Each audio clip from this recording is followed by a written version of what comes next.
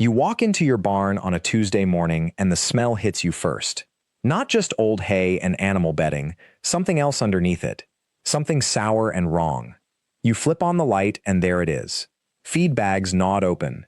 Chicken scratch spilled across the floor. Droppings everywhere. Rat damage. And you think, okay, I know this one. I'll set some traps, maybe put down poison, call it handled. But here is what almost nobody tells you, and it is the reason you will be fighting rodents every single season, year after year, spending money on traps and poisons that barely make a dent. You are treating the symptom, not the problem. And the problem is not actually the rodents themselves. It is what you are feeding them 3 times a day. I grew up in the Plain community, where we have been managing barns without electricity or modern pest control for generations. And what I learned is this: rodent problems are not pest problems. They are storage problems. Let me explain the difference, because once you understand it, everything changes about how you approach this. When a rat or a mouse moves into your barn, they are not there for the adventure. They are there because you have accidentally built them the perfect apartment complex, temperature controlled by your livestock, shelter provided by your hay bales and stored equipment, and most importantly, a restaurant that never closes. Your feed, your grain, your stored vegetables. That is the real draw. And until you understand that rodents are not invading your barn, they are moving in because you invited them, you will keep losing this fight. Here is what I see on most homesteads. Feed is stored in the barn itself. The bags are open or loosely closed. The grain is sitting there, accessible, easy. A rat does not have to work hard. It is like leaving a buffet table open in your living room and then wondering why you have visitors. The surprising part, and this is what most pest control advice misses entirely, is that rodents are actually incredibly choosy animals. They prefer an easy life, just like you and I do. They will go to the path of least resistance every single time. If your barn feed is protected and difficult to access, they will leave. They will go somewhere else. They will go to your neighbor's barn, where the feed is still open and easy. This is not theory. This is how rodent behavior actually works, and it is the thing that changes everything. The old way, the way that actually works, is not complicated. It starts with one simple rule. No exposed feed in the barn overnight. Not ever. I know that sounds impossible if you have multiple animals and a busy schedule, but it is actually the easiest change you can make, and it costs almost nothing. This is where the hack comes in, because here is what people do wrong. They buy expensive sealed containers, plastic bins, rubber-lined troughs, all of these solutions that cost money and take up space. But the actual solution that Amish farmers have used for 150 years is free or nearly free. It is a metal garbage can with a tight-fitting lid. That is it. You probably have one already, or you can get one from your neighbor for the cost of a coffee. A metal can with a lid stops rodents because they cannot chew through metal like they can through paper and cardboard. The lid needs to fit tight enough that a mouse cannot squeeze under the edge. That is the only requirement. You put your daily feed in that can in the evening. Any excess goes into it. You close the lid, you lock it if you want to be extra careful, but honestly the lid alone does most of the work. The rodents move on because they are looking for the easy meal, and you just made it impossible. But here is the second part that people miss, and this is where the real power of this method becomes clear. Once you remove the food source, the entire population dynamics change. A mouse does not stay in a place where there is no food. It does not set up territory. It does not breed. It leaves, or it starves. You are not spraying. You are not setting traps every single week. You are not spending money on poison. You are simply removing the reason the rodents came in the first place. My grandfather used to say that the best way to win a fight is to make sure the fight never starts. And that is exactly what this does. Now, I need to tell you something else that happens when you do this, because it is one of those unexpected consequences that makes this method even more powerful. When you seal up your feed at night, you are not just stopping the rodents, you are also stopping the mess. The spilled grain, the scattered feed, the constant cleanup. That expensive cat you keep in the barn, it is not actually catching many rodents because the rodents are mostly nocturnal and the cat sleeps most of the day. But if there is no easy food source, the rodents do not come at night in the first place. The cat becomes less necessary. The cleanup becomes less necessary. The whole situation simplifies. A lot of people think this is going to be a huge hassle. They think, I have 5 different animals eating 5 different feeds. How am I going to manage sealed containers for all of that? But the trick is, you do not need a different container for each animal. You need one container where you store all the bulk feed during the day or whenever it is not being used. When it is feeding time, you take out what you need, feed your animals, and then everything goes back into the container. The whole process takes maybe 5 extra minutes compared to what you are probably doing now, which is fighting rodents. What surprised me, and what I want you to understand, is that this method is not really about pest control at all. It is about stopping yourself from creating the problem in the first place. It is prevention. And prevention, every single time, beats treatment. A trap catches one mouse. Sealed feed prevents the entire breeding population from showing up. A poison kills what is already there. Sealed feed stops new ones from arriving, and stops the ones that are there from having any reason to stay. The math is completely different. And here is what really gets me about this approach. It is not just effective, it is also the cheapest option available. Think about what you probably spend on this right now. Traps at $5 to $10 each, and you probably need a dozen of them. That is $60 to $100. Poison, another $30 to $50. Then replacement traps when the old ones wear out. Maybe cats or other predators you are keeping around specifically for pest control. Maybe you call a professional at some point, which costs $300 or more. All of that adds up to $1,000 a year or more, easily. A metal garbage can costs maybe $30. You might already have one. The lid costs almost nothing if you have to replace it. Your time commitment is 5 extra minutes a day during feeding time. The math is not even close. The reason nobody talks about this method is because it does not fit the narrative of modern pest control.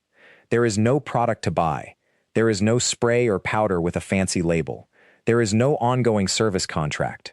There is no company making money from your rodent problem year after year.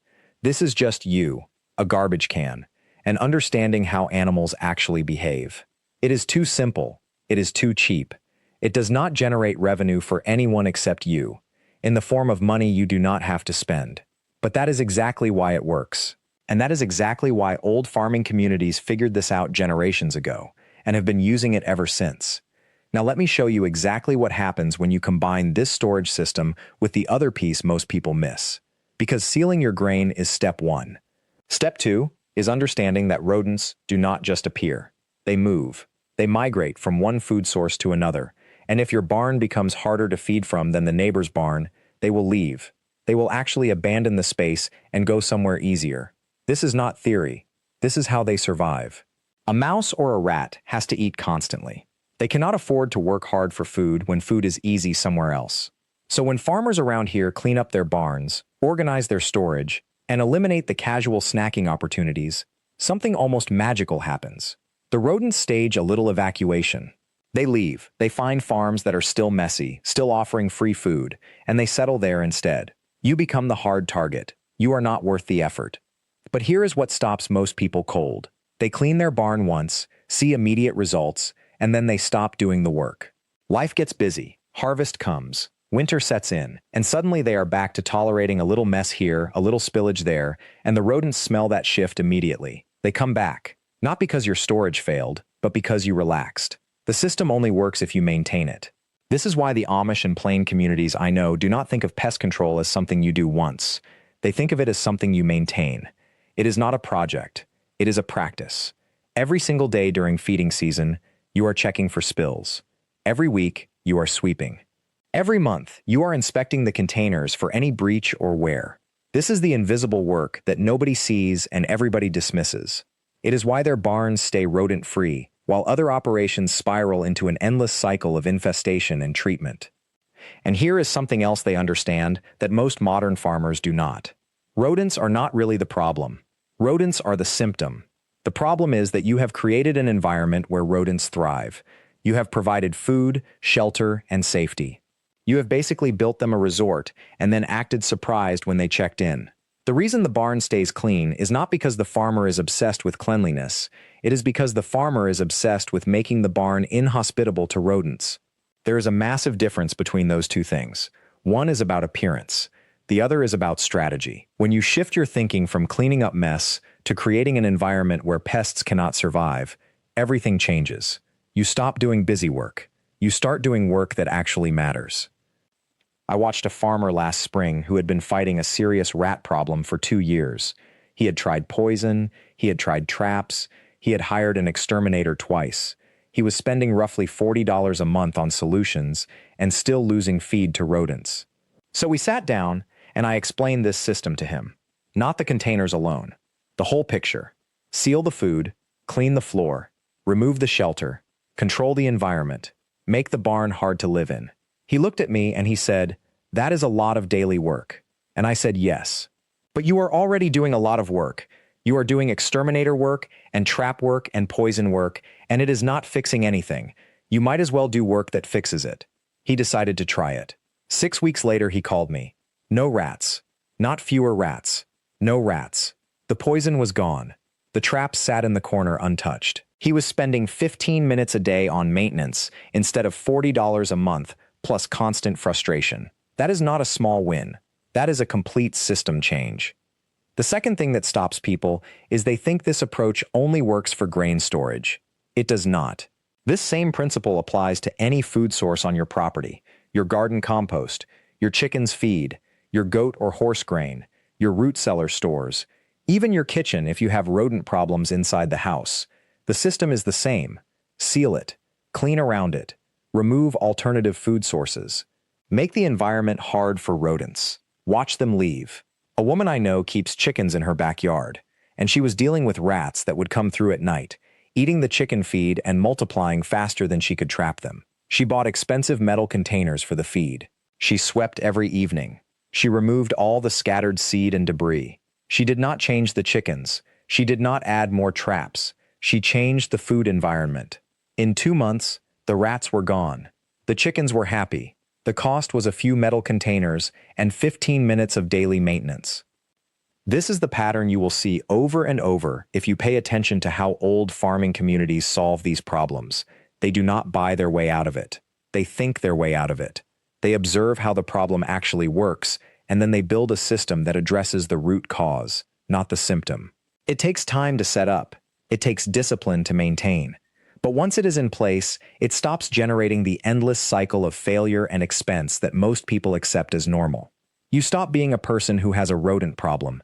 You become a person who does not have a rodent problem because your environment does not support one. That is a completely different identity, and that shift in thinking is actually the most powerful tool you have. So here is the thing that separates people who solve their rodent problem from people who just manage it forever. The people who solve it understand that they are not fighting the rodents. They are designing a system that makes rodents irrelevant. And that system has 4 layers. And once you understand them, you can apply them to almost any pest problem on your homestead. Layer 1 is elimination. You remove every food source they can access. Not most food sources, all of them. This is not negotiable. This is where people fail because it feels extreme, and it is not extreme. It is the minimum requirement. Your grain bin gets sealed with a latching lid, not a loose cover. Your compost stays in a sealed container, not an open pile. Your chicken feed lives in a metal can with a lid that actually closes, not in a paper bag in the corner of the shed. A rat can chew through cardboard in under 2 minutes. Metal takes considerably longer, and they will move on to easier targets if you do not make it worth their effort. Layer 2 is removal. You take out garbage and waste every single day, not once a week. A single apple core, a handful of spilled grain, a piece of bread left on the barn floor. These things are restaurants to a rodent. Your grandmother did this without thinking about it because she understood that waste attracts animals.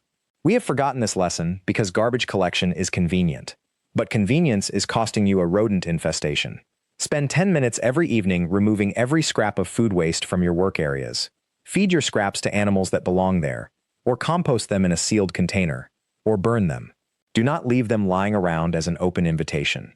Layer 3 is denial. You block their access points. This is where most people get lazy, and this is where they lose. You examine every gap, every crack, every opening larger than a 1/4 inch. Yes, a 1/4 inch. A mouse can squeeze through a hole smaller than your pinky fingernail. Seal these with steel wool and caulk. Not just caulk alone, because they can chew through caulk. Steel wool plus caulk makes an impenetrable barrier. Examine your foundation, your roof line, the spaces where pipes enter buildings, the gaps around electrical conduits. Get a flashlight and actually look. Most people do this once and miss half the entry points because they are not thorough. Take your time. Check everywhere twice. Layer 4 is intervention. You set traps in the places where rodents travel, not in random locations. Rodents follow pathways. They run along walls, behind stored items, through the same routes repeatedly. This is called a mouse highway. Set traps perpendicular to these highways, where the animal will encounter them naturally. Use traditional snap traps with peanut butter or nesting material as bait. The newer electronic traps are expensive and often fail.